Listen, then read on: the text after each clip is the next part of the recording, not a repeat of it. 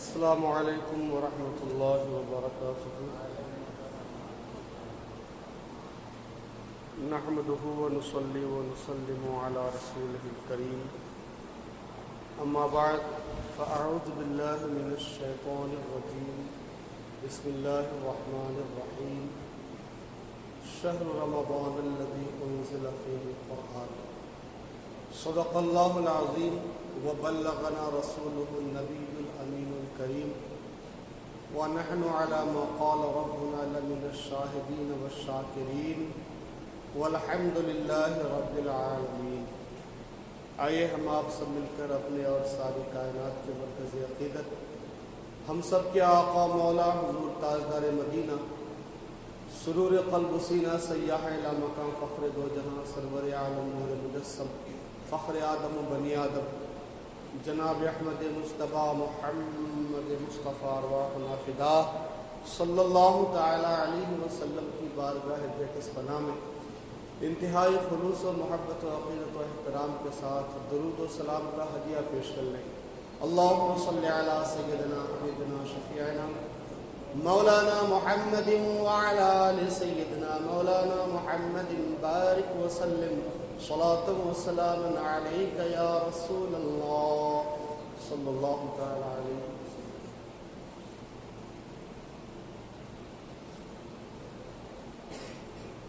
رمضان المبارک کا رحمت والا عشرہ ہمارے سروں کے اوپر سایہ فگن ہے.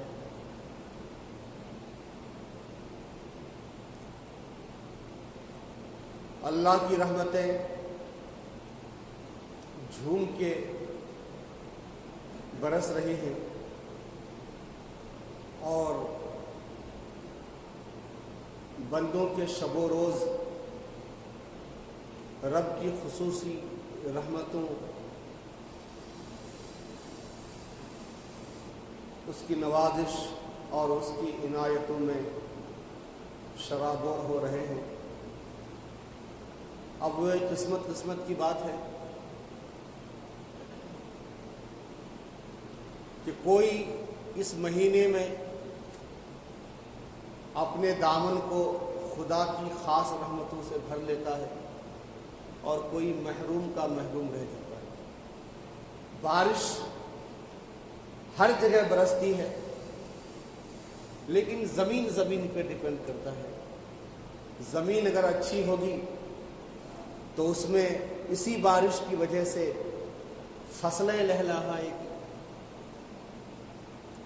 نشیبی علاقہ ہوگا تو پانی کو اپنے اندر جمع کر لے گا، تالاب بن جائے گا، جھیل بن جائے گا، ندی بن جائے گا اور لوگ اللہ کی مخلوق اس سے سیراب ہوں گے. لیکن اگر کوئی پتھریلی زمین ہو، بارش وہی ہے لیکن زمین کے اندر کیپیسٹی نہیں ہے، پتھریلی زمین ہے، بارش برسی لیکن اس پتھریلی زمین نے اپنے اندر پانی کو جذب نہیں کیا، جمع نہیں کیا. بارش کے قطرے، بارش کی بوندیں گری اور لڑک کر کے چلی گئی.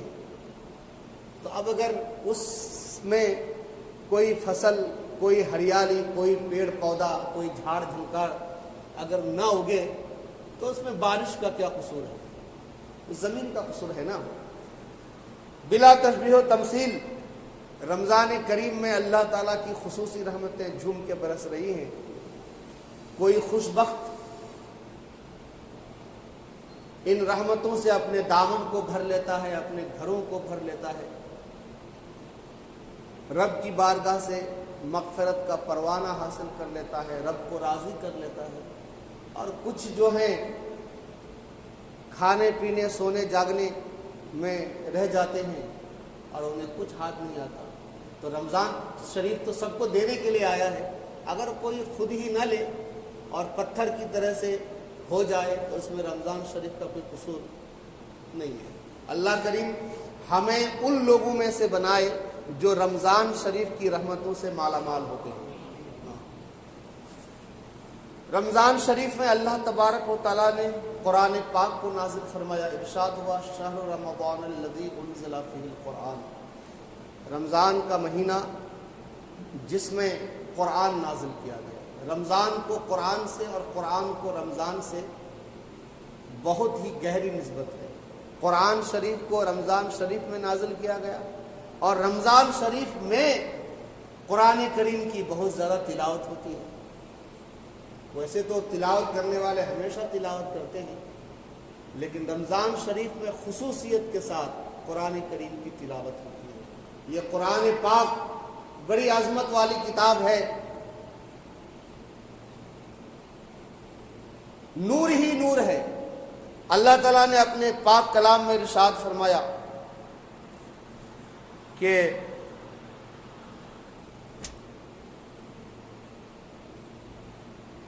وَأَنزَلْنَا إِلَيْكُمْ نُورًا مُبِينًا، بے شک ہم نے تمہاری طرف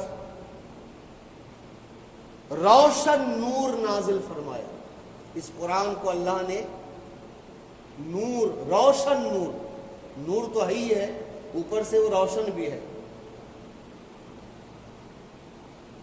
اچھا، نور کی خاصیت یہ ہے کہ جو بھی اس کے دائرے میں آتا ہے، اس کے احاطے میں، جو اس کے سرکل میں جو بھی آتا ہے وہ خود بھی روشن ہو جاتا ہے. سبحان اللہ، نور کی خاصیت ہے. نور کہتے ہی اسے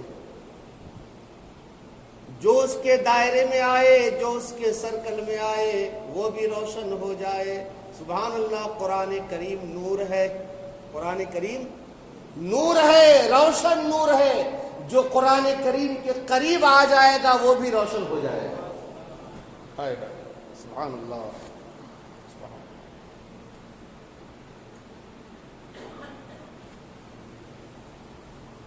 قرآن کریم بڑی عظمت والا ہے. اللہ تعالیٰ نے خود قرآن کریم میں ارشاد فرمایا وَلَقَدْ آتَيْنَاكَ سَبْعًا مِّنَ الْمَثَانِي وَالْقُرْآنَ الْعَظِيمِ، بے شک ہم نے اے محبوب آپ کو 7 آیتیں دیں جو بار بار دہرائی جاتی ہیں، اور قرآن عظیم دیا، اور قرآن عظیم دیا. 7 مثانی، 7 آیتیں جو بار بار دہرائی جائیں. وہ کون سی ہیں؟ سورہ فاتحہ. سورہ فاتحہ میں 7 آیتیں ہیں جو بار بار دہرائی جاتی ہیں. سمجھ رہے ہیں آپ نا؟ دن میں 5 بار، دن میں 5 بار ہر رکعت میں دہرائی جاتی ہیں. فرض 17 رکعت تو فرض ہو گئی، 3 رکعت وتر ہو گئی، سنت وغیرہ لیے تو آپ سبحان اللہ جتنی زیادہ سورہ فاتحہ کی تلاوت ہوتی ہے اتنی زیادہ کسی اور سورت کی تلاوت نہیں ہوتی. اس لیے سورہ فاتحہ شریف کا ایک نام سورہ 7 مثانی بھی ہے. 7 مثانی، 7 دہرائی جانے والی آیتوں والی سورت. تو اس آیت کریمہ میں قرآن کو عظیم فرمایا. کیا فرمایا؟ عظیم. عظیم کا معنی عظمت والا، بڑائی والا، مرتبہ والا. اچھا، قرآن کو کریم بھی فرمایا گیا. قرآن کو کریم بھی فرمایا گیا.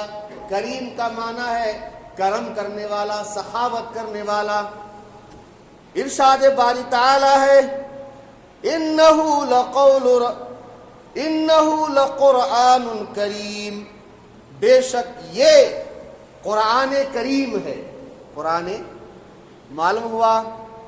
اچھا، دنیا کا بھی یہ دستور ہے کہ جو عظمت والے لوگ ہوتے ہیں، جو بڑائی والے لوگ ہوتے ہیں، بڑے پوسٹ، بڑے عہدہ والے لوگ ہوتے ہیں، ان کے ساتھ رہنے والا بھی آلہ بن جاتا ہے. وزیر اعلیٰ کا پی اے جو بن جائے، باپ رے، وزیر اعلیٰ کی بعد میں اس کے پی اے کی ریسپیکٹ جو ہے پہلے کرنی پڑتی ہے.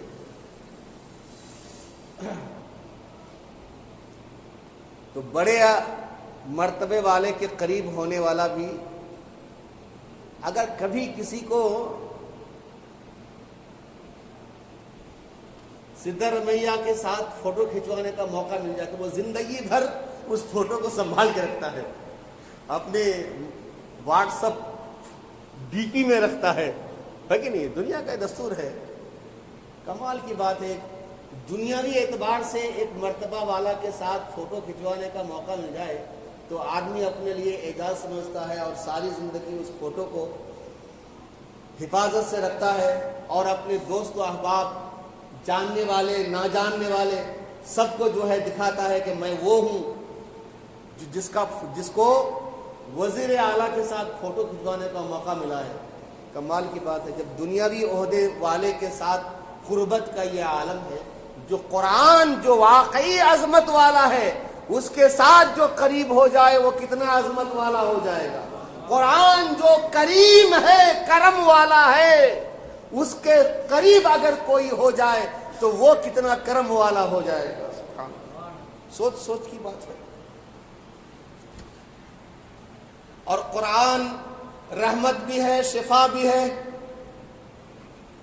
میں نے کئی باتیں ایک بات یہ عرض کی کہ قرآن نور ہے نا، دوسری بات یہ عرض کی کہ قرآن عظیم ہے، عظمت والا ہے، تیسری بات یہ عرض کی کہ قرآن کریم ہے، کرم والا ہے، جود و عطا والا ہے، اور ایک یہ کہ قرآن رحمت اور شفا والا بھی ہے، رحمت والا بھی ہے اور شفا والا بھی ہے۔ اللہ تعالیٰ ارشاد فرماتا ہے وَنُنَزِّلُ مِنَ الْقُرْآنِ مَا هُوَ شِفَاءٌ وَرَحْمَةٌ لِّلْمُؤْمِنِينَ، ہم قرآن میں سے وہ نازل کرتے ہیں جو مومنوں کے لیے رحمت بھی ہے اور شفا بھی ہے۔ سبحان اللہ،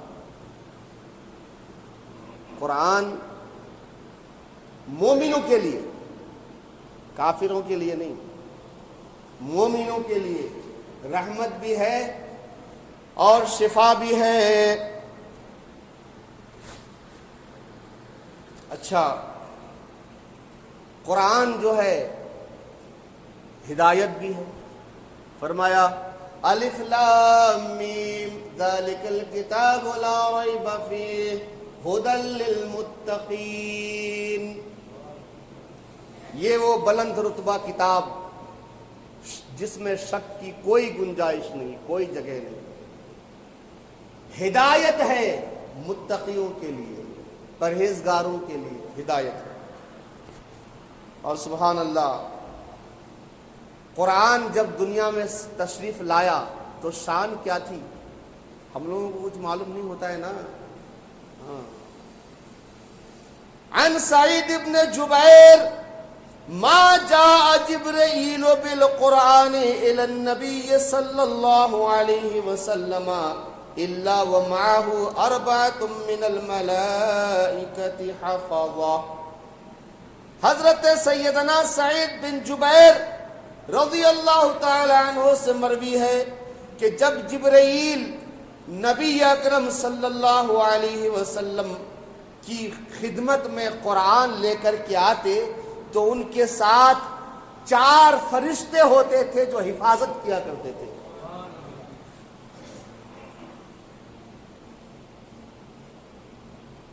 4 فرشتے، جب بھی وحی نازل ہوتی حضرت جبریل اکیلے نہیں آتے، ساتھ میں پوری ٹیم ہوا کرتی تھی۔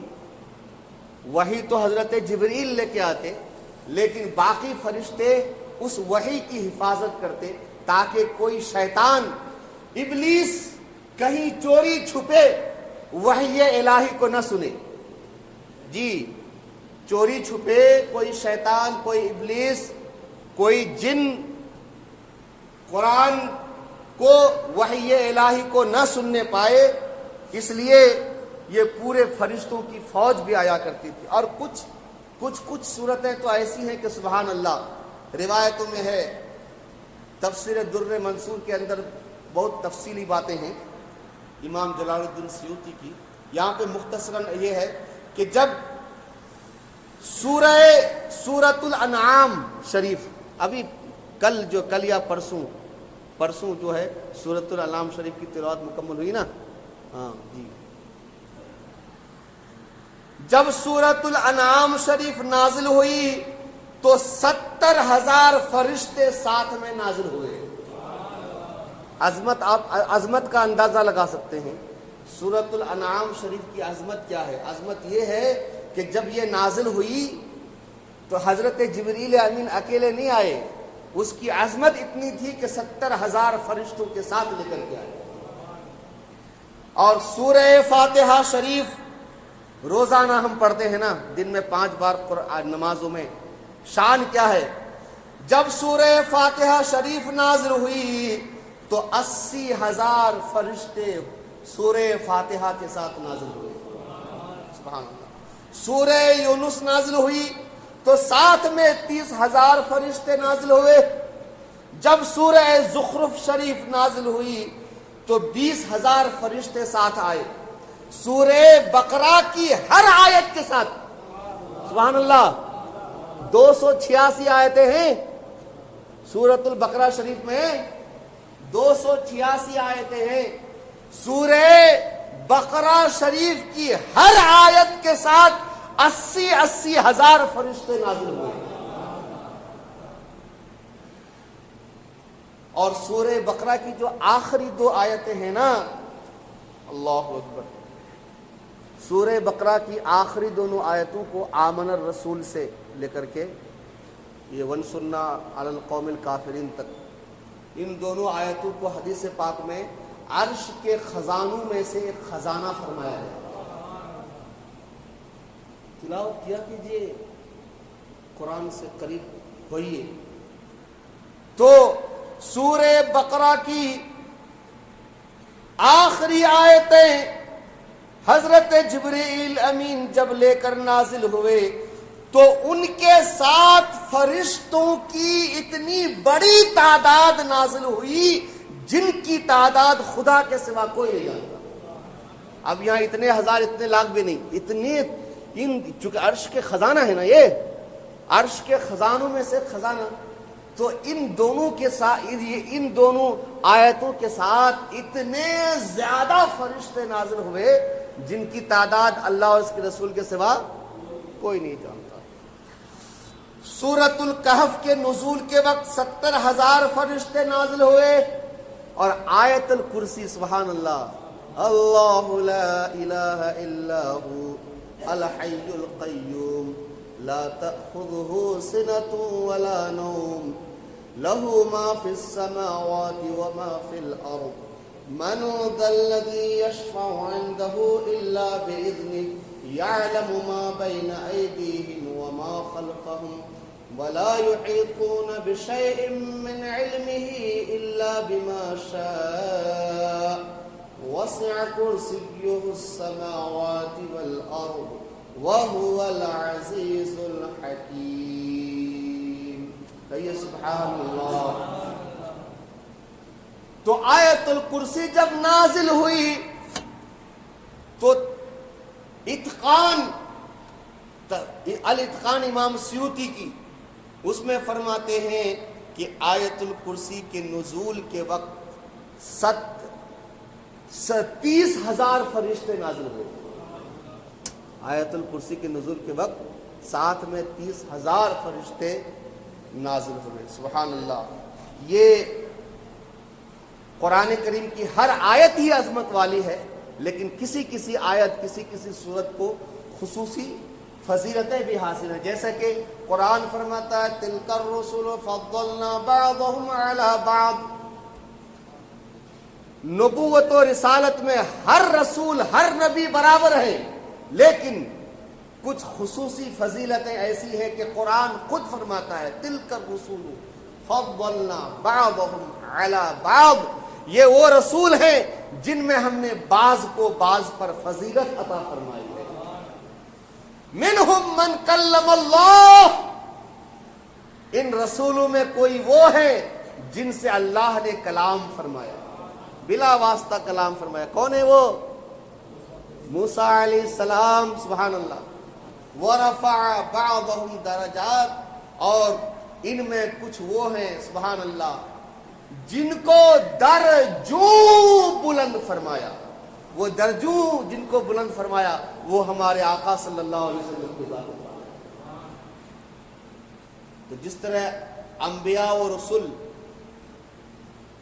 نفس نبوت میں سب برابر ہیں، لیکن فضائل اور فرق مراتب میں الگ الگ ہیں، خصوصی فضیلتیں ہیں۔ اسی طرح سے قرآن ہونے میں ہر آیت برابر ہے، ساری آیتیں برابر ہیں، لیکن کسی کسی سورت کی، کسی آیت کی کچھ خاص فضیلتیں ہیں۔ سبحان اللہ، سورہ یاسین شریف کو قرآن کا دل فرمایا گیا، سورہ رحمان شریف کو عروس القرآن فرمایا گیا ہے نا، اور سورہ اخلاص فرمایا جو 3 مرتبہ پڑھے اسے پورے قرآن کریم کی تلاوت کا ثواب عطا کیا جائے گا۔ سورہ بقرہ کی آخری دونوں آیتوں کو عرش کا خزانہ فرمایا گیا۔ سورہ بقرہ کی آخری آیتیں اور سورہ آل عمران کی آخری آیتوں کو زہراوین، یا سورہ بقرہ اور سورہ آل عمران کو زہراوین فرمایا گیا، 2 چمکدار ستارے۔ تو یہ خصوصی جو ہے فضیلتیں ہیں۔ اللہ اکبر، درود پاک پڑھ لیجیے، اللہم صلی علی سیدنا حبیبنا شفیعنا مولانا محمد وعلی آلہ واصحابہ وبارک وسلم، صلاۃ و سلام علیک یا رسول اللہ۔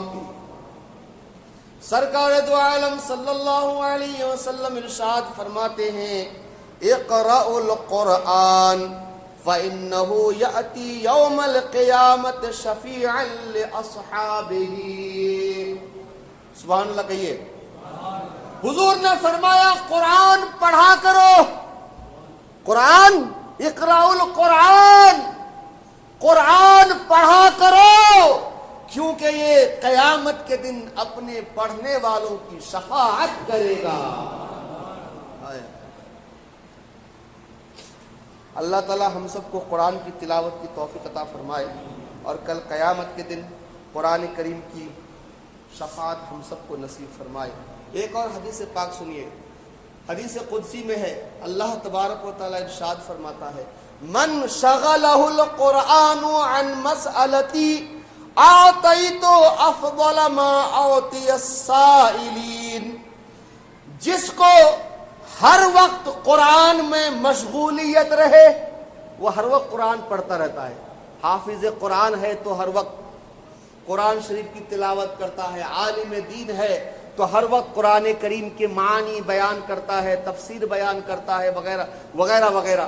جو فرماتے ہیں، اللہ فرماتا ہے، جو ہر وقت قرآن کریم میں مشغول رہے اسے اور کچھ میری بارگاہ میں مانگنے کا موقع ہی نہ ملے، دعا کرنے کا اسے موقع ہی نہیں ملتا ہے، ہر وقت قرآن پڑھتا رہتا ہے، تو اللہ فرماتا ہے جو وہ مانگتا نا، دعا میں جو مانگتا میں اس کو اس سے بہتر عطا فرماؤں گا۔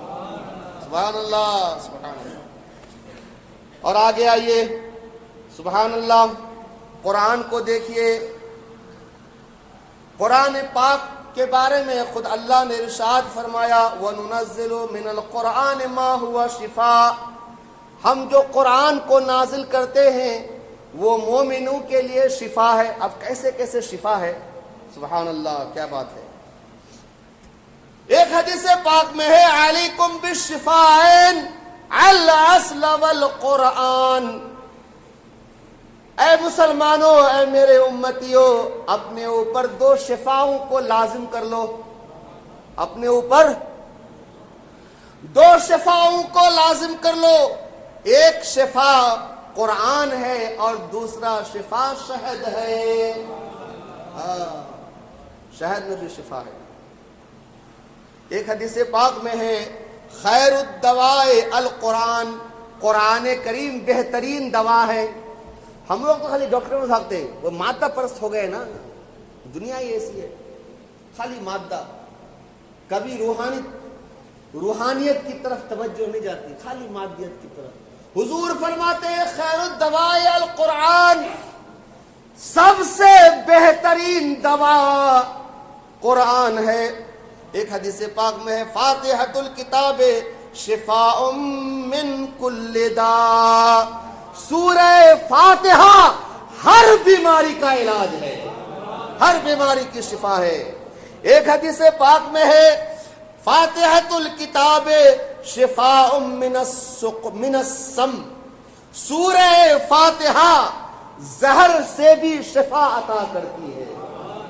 جی، زہر سے بھی شفا عطا کرتی ہے. ایک آدمی نے عرض کیا یا رسول اللہ میرے سینے میں درد رہتا ہے، میرے سینے میں درد رہتا ہے، جیسے کہ آج کل وہی ہارٹ کا پرابلم بہت زیادہ ہو رہا ہے. عرض کیا یا رسول اللہ میرے سینے میں بہت درد رہتا ہے. حضور نے ارشاد فرمایا قرآن پڑھا کرو، قرآن پڑھا کرو، اس لیے کہ اللہ نے فرمایا شفاء لما فی الصدور، یہ قرآن سینوں کے لیے شفا ہے. سینوں کے لیے، سینے کی بیماری جتنے بھی ہیں الحمدللہ قرآن پڑھیں گے، قرآن پڑھ کے پھونک مار لیجیے انشاءاللہ یقین کے ساتھ. دھول مل نہیں ہونا چاہیے پلیٹ کے بیگن کی طرح سے، کبھی پلیٹ کو ادھر جھکائے تو بیگن لڑک کر کے ادھر چلا گیا، ادھر جھکائے تو ادھر چلا گیا، ویسا نہیں ہونا. ہاں تھالی کا وہی پلیٹ کا، میں نے کہا پلیٹ کا بیگن، آپ کہیں تھالی کا بیگن، چلے جو بھی ہو، تو ویسا نہیں ہونا. یقین کے ساتھ قرآن پڑھتے جاؤ، سینے پہ دم کرتے جاؤ. میرے رسول کا وعدہ ہے تمہارے دل کی ساری بیماریاں دور ہو جائیں گی. ایک حدیث پاک میں ہے رات کو سوتے وقت سورہ فاتحہ اور قل شریف پڑھنے سے سوائے موت کے ہر آفت اور ہر بلا سے حفاظت ہوتی ہے. سوائے موت کے، موت اگر آنی ہے تو وہ تو آتی رہے گی، باقی اور دیگر ہر بلا سے حفاظت ہوتی ہے. کیا؟ سورہ فاتحہ اور قل شریف. بہتر ہے کہ چاروں قل جو ہے پڑھ لیا جائے. اچھا، جو کشتی یا بحری جہاز پر سوار ہوتے وقت بسم اللہ مجریہا و مرساہا پڑھ لے وہ غرق ہونے سے محفوظ ہو جاتا ہے. اور اس سلسلے میں اعلیٰ حضرت کا بڑا مشہور واقعہ ہے.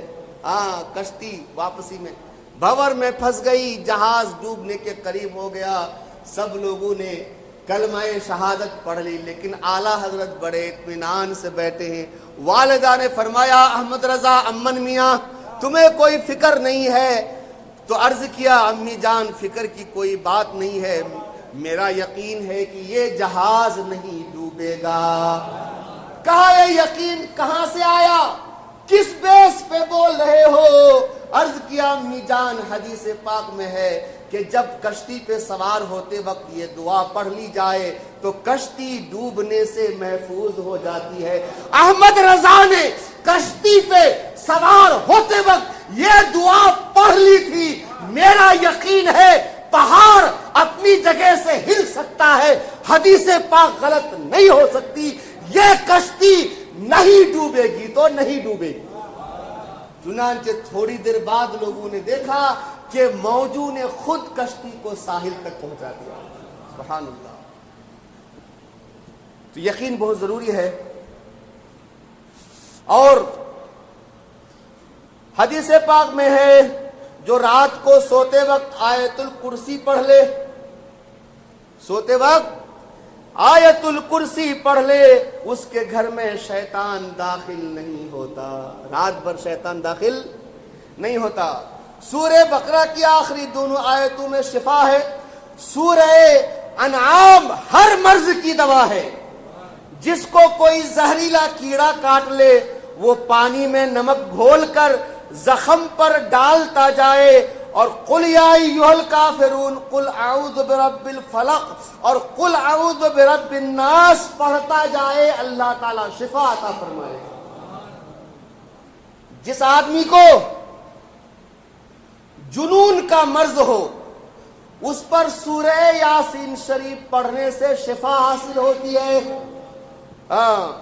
جاں کنی کی آسانی کے لیے سورہ یاسین کی تلاوت مجرب ہے کہ نہیں؟ پڑھتے کہ نہیں پڑھتے؟ جو کسی مصیبت میں گرفتار ہو جائے وہ 1,25,000 مرتبہ آیت کریمہ لا الہ الا انت سبحانک انی کنت من الظالمین پڑھے، انشاءاللہ ہر بلا سے کتنی ہی بڑی پریشانی کیوں نہ ہو اللہ تعالیٰ اسے نکال دے گا۔ آپ دیکھ رہے ہیں نا۔ اور میں اپنے خواجہ کی بات کر لوں، ہند کے راجا کی بات کر لوں، میرے خواجہ غریب نواز فرماتے ہیں کسی قسم کا مریض ہو، مریض چاہے کسی بھی قسم کا ہو، 40 مرتبہ سورہ فاتحہ پڑھ کر 40 مرتبہ دم کرے۔ ایک بار سورہ فاتحہ پڑھے، دوسری بار سورہ فاتحہ پڑھے، تیسری بار سورہ فاتحہ، ہر بار سورہ فاتحہ پڑھنے کے ساتھ ساتھ دم کرتا جائے تو کتنا ہوگا؟ 40 بار سورہ فاتحہ ہوگا تو 40 بار تو دم بھی ہوگا نا۔ تو میرے غریب نواز فرماتے ہیں کسی قسم کا مریض ہو 40 مرتبہ سورہ فاتحہ پڑھ کر 40 مرتبہ دم کرو، اگر شفا نہ ہو تو قیامت کے دن میرا دامن پکڑ لینا۔ قیامت کے دن میرا دامن پکڑ لینا کہ معین الدین آپ نے تو کہا تھا کہ 40 مرتبہ سورہ فاتحہ پڑھ کے دم کرنے سے شفا ہوتی ہے، ہمیں تو پڑھے تھے ہوا ہی نہیں تھا، تو اگر نہ ہو تو میری گارنٹی ہے تم مجھ سے قیامت کے دن جواب طلب کرنا۔ اس کا مطلب یہ کہ خواجہ غریب نواز کی طرف سے ایک طرح کی ضمانت ہے یہ کہ جو سورہ فاتحہ پڑھ کے مریض پہ 40 مرتبہ دم کرے انشاءاللہ اسے اللہ کی جانب سے باذن اللہ تعالی ضرور شفا حاصل ہوگی۔ کبھی ان چیزوں کی طرف ہمارا خیال ہی نہیں جاتا، کیا کہتے ہیں۔ درود پاک پڑھ لیجیے، اللہم صلی علی سیدنا حبیبنا شفیعنا مولانا محمد وعلی آلہ واصحابہ وبارک وسلم، صلاۃ و سلام علیک یا رسول۔ آخری بات میں عرض کرتا چلوں، ورنہ قرآن پاک ایسا موضوع ہے کہ اس پر اگر پوری زندگی بیان کرتا جائے کوئی پھر بھی اس کا ادنا سا حق ادا نہیں ہو سکتا، اس لیے کہ اللہ کا کلام ہے۔ اللہ کے کلام جس طرح سے اللہ کی صفات کمالیہ لامحدود ہیں، کسی مخلوق سے بلکہ ساری مخلوقات مل کر بھی اگر اس کی حمد و ثنا بیان کرنا چاہیں تو ایک ذرہ بھی ایک قطرہ بھی حمد و ثنا نہیں ہو سکتی، اسی طرح اس کے کلام کی جتنی بھی خوبیاں بیان کی جائیں ساری مخلوق بھی مل کے بیان کرے تو ایک ذرہ بھی حق ادا نہیں ہو سکتا۔ بس قرآن کریم کی مدح خانوں میں اپنا نام شامل کرنے کے لیے میں نے یہ رمضان شریف کی مناسبت سے یہ موضوع چھیڑا، اور ایسا آپ پریشان مت ہوئیے، 2-3 جمعہ نہیں چلے گا، خالی آج ہی، ہاں آج ہی بس۔ تو قرآن یہ فعلان کے وزن پر ہے، اور فعلان کا وزن جو ہے یہ مبالغہ کے لیے آتا ہے۔ اس وزن پر جتنے بھی الفاظ آتے ہیں سب میں کثرت کا معنی ہوتا ہے، جیسے رحمان کا معنی بہت مہربانی کرنے والا، ٹھیک ہے۔ اچھا، غضبان بہت زیادہ ناراض، عطشان بہت زیادہ پیاسا۔ تو اسی طرح سے قرآن بہت زیادہ پڑھی جانے والی کتاب، سبحان اللہ۔ اور یہ حقیقت ہے کہ جتنا قرآن پڑھا گیا، پڑھا جا رہا ہے اور پڑھا جائے گا، اتنا کوئی کتاب نہ پڑھی گئی ہے، نہ پڑھی جائے گی، نہ پڑھی جا رہی ہے۔ قرآن جتنا پڑھا گیا ہے، سبحان اللہ۔ اور کیسے کیسے لوگوں نے پڑھا ہے، بس ایک نمونہ دکھاؤں آپ کو، جھلک سنیے درود پاک پڑھ لیجیے، اللہم صلی علی سیدنا حبیبنا شفیعنا مولانا محمد وعلی آلہ واصحابہ وبارک وسلم، صلاۃ و سلام علیک یا رسول اللہ۔ ایک بار کہہ دیجیے عظمت قرآن زندہ باد۔ امام بخاری، سبحان اللہ، یہ بھی ہماری خوش نصیبی کے بخاری شریف سننے اور سنانے کا موقع مل رہا ہے۔ امام بخاری ایک قرآن دن کو اور ایک قرآن رات کو ختم کیا کرتے تھے۔ ایک ختم دن میں اور ایک ختم رات میں.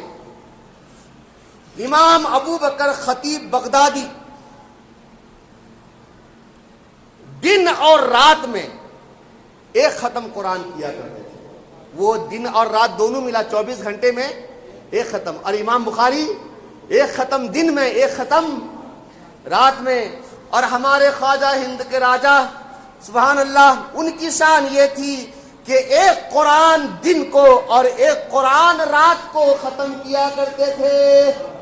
ہمارے خواجہ جی خواجہ غریب نواز رضی اللہ تعالیٰ عنہ ایک ختم دن میں اور ایک ختم.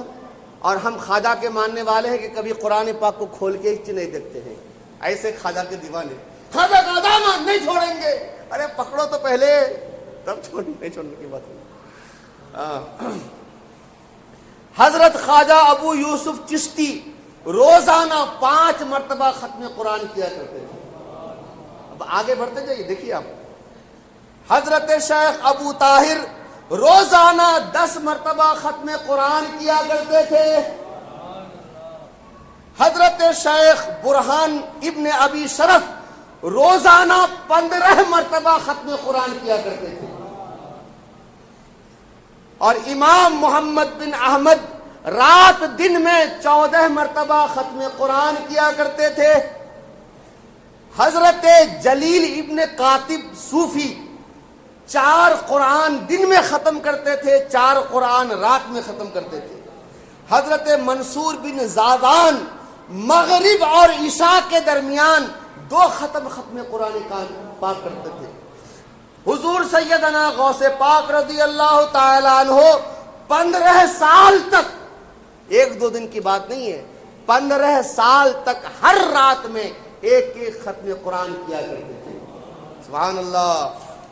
حضرت مولا کائنات علی کرم اللہ تعالی وجہ الکریم گھوڑے کے ایک رکاب میں پاؤں رکھتے وقت قرآن کی تلاوت شروع کرتے اور دوسرے رکاب میں رکھتے رکھتے پورا ایک ختم قرآن پاک کر لیا کرتے. امام زہیر بن محمد رمضان شریف کے مہینے میں 90 مرتبہ ختم قرآن کیا کرتے تھے. امام اعظم ہمارے امام اعظم جن کے ہم مقلد ہیں سبحان اللہ, امام الائمہ سراج الامہ کاشف الغمہ, امام اعظم امام ابو حنیفۃ النعمان بن ثابت رضی اللہ تعالی عنہ رمضان شریف کے مہینے میں 62 مرتبہ 62 مرتبہ قرآن کریم ختم کیا کرتے تھے. ہائے ہائے. امام شافعی رمضان شریف کے مہینے میں 60 مرتبہ ختم قرآن کرتے تھے. آپ دیکھ رہے ہیں نا, یہ تو وہ ہیں جو شاید تحریر میں آئے, نہ جانے کیسے کیسے خدا کے بندے ہوں گے جنہوں نے قرآن کو پڑھا ہوگا. میرے بھائیو, آپ لوگوں کے دل میں تھوڑا بہت کچھ جذبہ نہیں پیدا ہو رہا ہے ایسا سن کر کے؟ قرآن پڑھنے کا کچھ شوق نہیں پیدا ہو رہا ہے؟ اللہ توفیق عطا فرمائے. امام ابن عساکر رمضان کے مہینے میں 30 مرتبہ ختم قرآن کیا کرتے تھے. مامون رمضان کے مہینے میں 33 مرتبہ ختم قرآن کرتے تھے. حضرت سیدنا مولائے کائنات کعبہ کے دروازے سے ملتزم کے درمیان تک ایک ختم قرآن کیا کرتے تھے. علامہ بدر الدین عینی فرماتے ہیں, میں نے ایک حافظ قرآن کو دیکھا کہ وتر کی 3 رکعتوں میں 3 ختم قرآن پاک کرتے تھے. ہائے ہائے. حضرت شیخ موسیٰ سدرانی دن رات میں 70,000 مرتبہ ختم قرآن کرتے تھے. کچھ سوالات آپ کے ذہن میں جنم لے رہے ہوں گے, میں ان کا جواب دوں گا.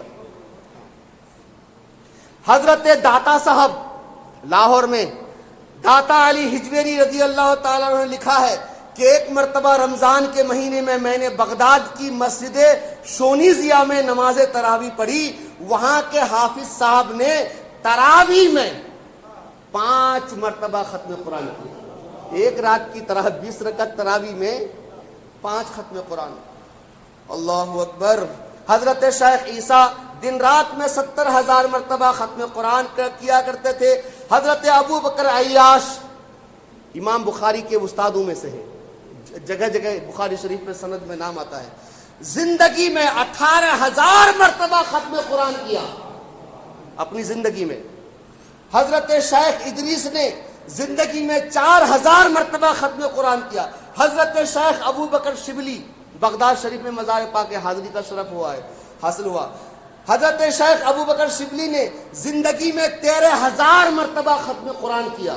دیکھنا امام اعظم نے قید خانے میں رہتے ہوئے قید خانے میں 7000 مرتبہ ختم قرآن کیا. اللہ اکبر.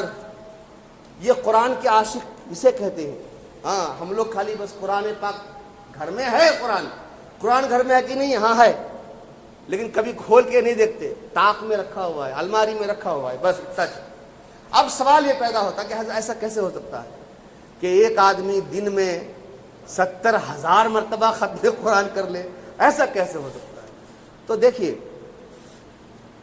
اللہ تبارک و تعالی اس بات پر قادر ہے کہ کسی کے لیے وقت کو تھوڑے وقت کو لمبا کر دے اور کسی کے لیے لمبے وقت کو تھوڑا کر دے. جی ہاں جی. ان اللہ تعالی یبسط زمانا لمن یشاء مع قصده لقوم آخرین.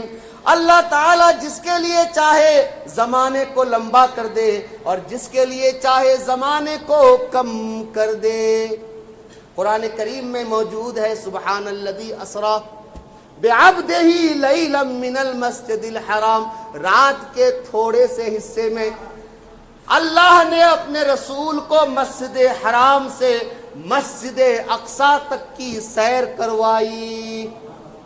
تو جو رب اتنی مختصر عرصے میں کہ زنجیر بھی ہلتی رہی، بستر بھی گرم رہا، یوں سر عرش گئے اور آئے محمد صلی اللہ علیہ وسلم، تو اس کا مطلب یہ ہے کہ اللہ اس بات پر قادر ہے کہ کسی کے لیے وقت کو لمبا کر دیتا ہے اور کسی کے لیے وقت کو کم کر دیتا ہے.